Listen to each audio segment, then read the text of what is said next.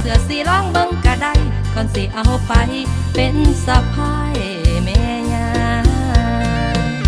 ท่านแสบถือใจให้กลับไปบอกแม่เจ้า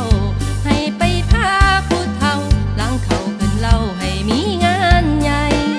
โปรดส่งสายตากับรอยยิ้มมาถ้าอายมีใจสิลองเบิ่งก่อนแม่นบ่อายไปกินต้มไก่เงื่อนน้องมืออื่นรูปร่างจังสีเป็นตามีบ่วาสนาแม่นบ่งามคือดาราแต่ว่าลีลาก็พอได้เฮ็ดเป็นหลายอย่างบ่ว่างานบ้านเฮ็ดนาเฮ็ดให้ท่านอายบ่เสือสิล้างเบิ่งก็ได้ก่อนสิเอาไปเป็นสะพายแม่ยา